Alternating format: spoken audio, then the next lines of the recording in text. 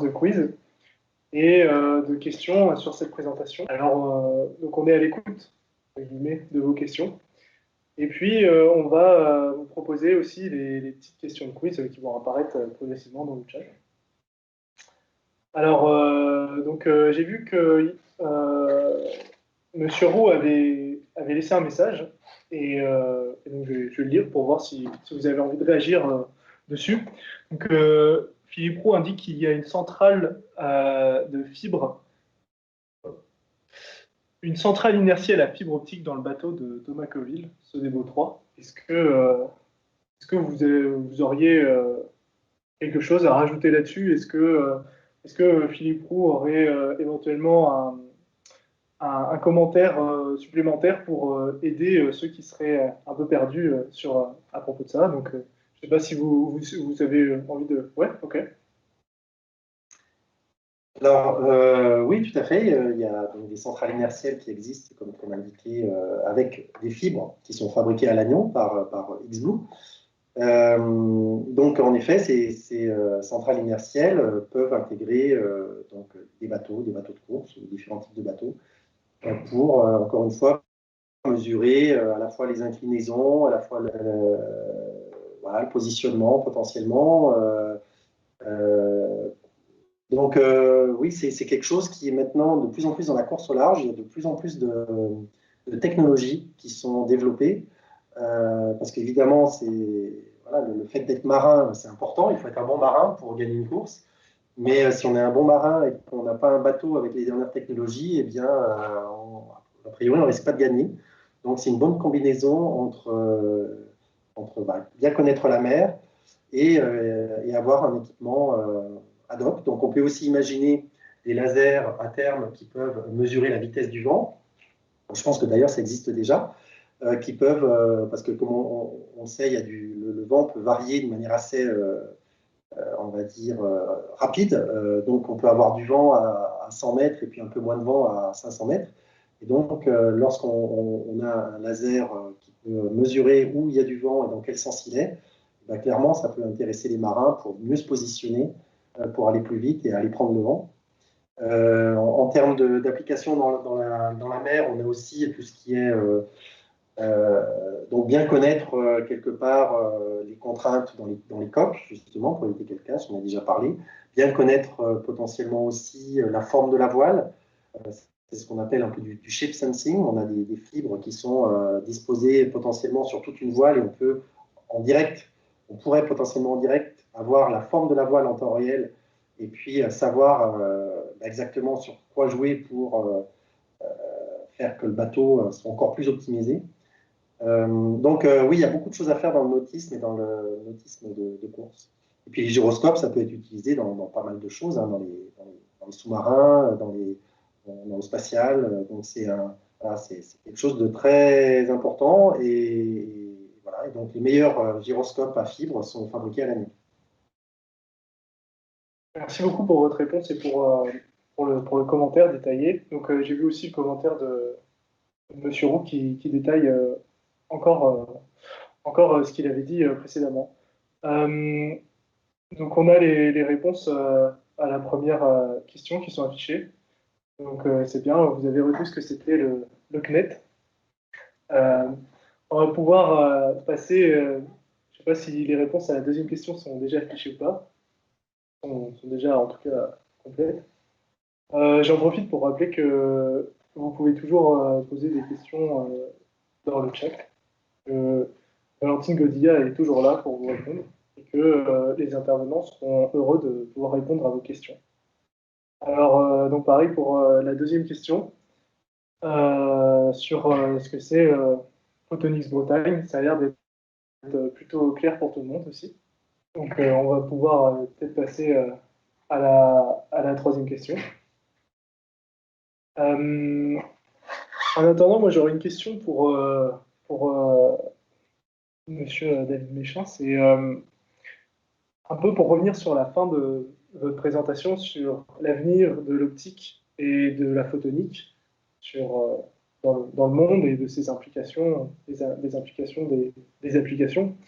Comment est-ce que vous voyez cet avenir? Comment est-ce que vous voyez ce qui va se produire en photonique. Est-ce que vous avez une idée de l'impact que ça pourra avoir, notamment sur nos problématiques, par exemple nos problématiques environnementales?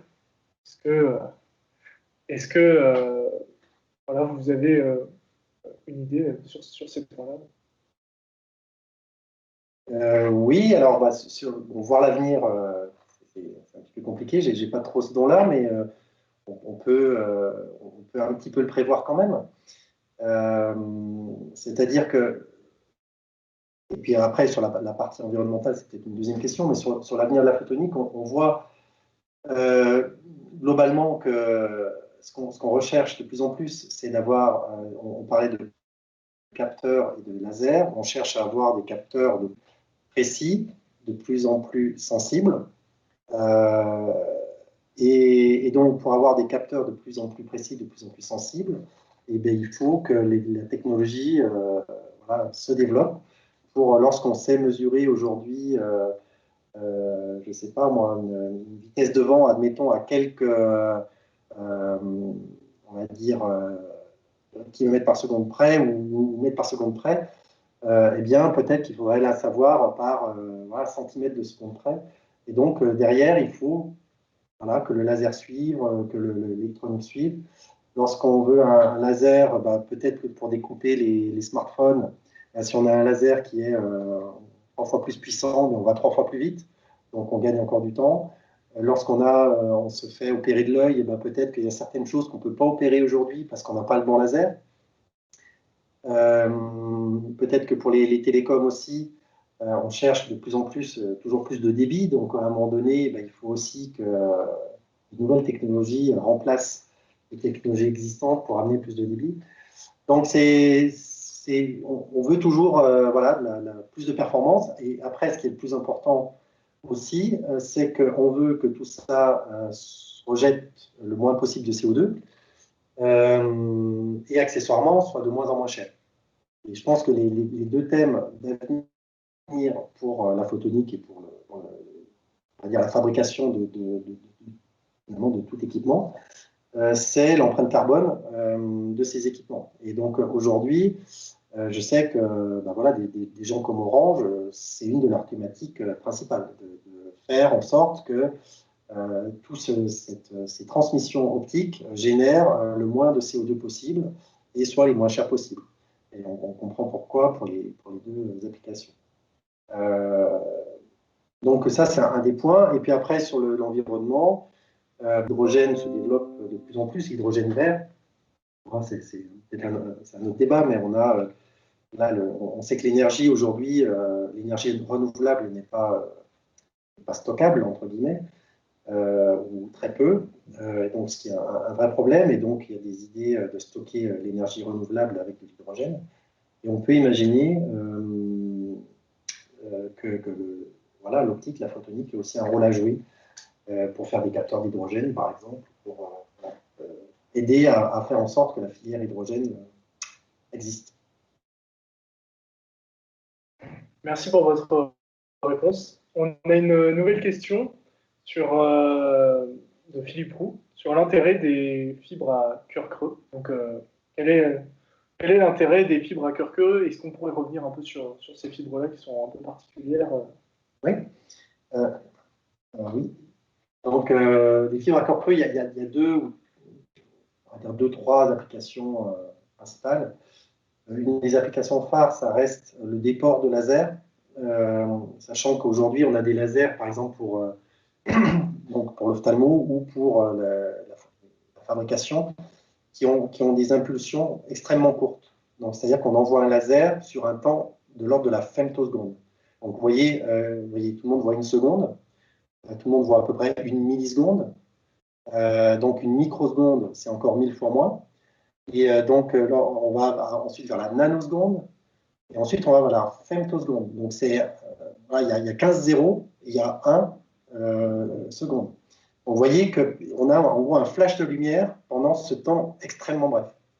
Et lorsqu'on envoie ce flash de lumière dans un temps extrêmement bref dans une fibre classique, le cœur de la fibre, qui est en vert, va avoir tendance à élargir ce temps de lumière. C'est-à-dire qu'en sortie de la fibre, au lieu de faire une femtoseconde, elle va faire peut-être 100 femtosecondes ou 500 femtosecondes. Et lorsqu'on envoie cette impulsion très très courte dans une fibre à cœur creux, eh bien, vu que la lumière ne rencontre pas de verre, elle rencontre uniquement de l'air, eh bien, l'impulsion extrêmement courte va pouvoir se propager sans être déformée sur toute la longueur de la fibre. Donc ça, c'est une des applications. Une deuxième application qui intéresse pas mal de banquiers aujourd'hui, c'est de faire, on va dire, de transmettre de la lumière plus vite. Aujourd'hui, comme l'a dit Thierry, elle se transmet à 200 000 km par seconde dans une fibre, parce que le cœur est en verre. Et lorsqu'on a un cœur en air, eh bien, elle peut se transmettre à 300 000 km par seconde, qui est la vitesse de la lumière, tout simplement, dans l'air classique. Et donc, on a gagné quand même 100 000 km par seconde. Et dans certaines applications, de gagner quelques nanosecondes, quelques microsecondes sur le temps. Là, on parle de latence de la lumière, ce n'est pas vraiment le débit. Le débit, nous, ce qui nous intéresse de manière générale pour Internet, pour voir des vidéos, etc., c'est le débit, ce n'est pas la latence. Là, on parle de latence. La latence, c'est vraiment le temps que met la lumière à se propager. Alors que le débit va être plutôt la quantité d'informations qui va pouvoir être propagée en un temps donné. Donc voilà, donc ces fibres-là peuvent avoir un temps de latence inférieur qui peuvent être intéressantes dans certaines applications. Et on peut aussi faire des capteurs à partir de ces fibres à cœur creux, en mettant par exemple du gaz dans ces fibres à cœur creux. On peut même faire des lasers avec des fibres à cœur creux en mettant un gaz qui émet de la lumière au sein du cœur des fibres à cœur creux. Donc ça reste quelque chose qui est relativement émergent par rapport à des fibres classiques, mais qui se développe assez fortement en ce moment, en particulier à la nuit, bien sûr. Ok, merci beaucoup pour votre réponse. Philippe Roux vous remercie également pour avoir répondu avec pas mal de détails finalement sur cette question. Donc tout à l'heure, on avait affiché les résultats de la troisième question sur l'intérêt de l'application des fibres dans le traitement du cancer. Donc ça, on en avait parlé, enfin, David Méchant en avait parlé, excusez-moi. Ça a déjà été évoqué tout à l'heure, donc ça a l'air d'être assez clair pour tout le monde. Je pense qu'on voit bien maintenant que la fibre, ça a vraiment des applications dans des domaines très vastes. Et puis, pour terminer, on a proposé plusieurs domaines d'application de la fibre, comme Internet, l'agriculture et l'archéologie. Alors, en archéologie, je suis pas, je sais pas si vous en aviez vraiment. Si, d'accord, excusez-moi. Donc, l'archéologie, on en a déjà parlé, et donc on confirme avec Internet et l'agriculture que c'est des thèmes. J'en ai pas parlé, mais. Ah, d'accord, pardon. Je peux en parler. Oui, tout à fait. Donc, on peut faire un point juste sur l'archéologie voilà, pour dire comment c'est utilisé.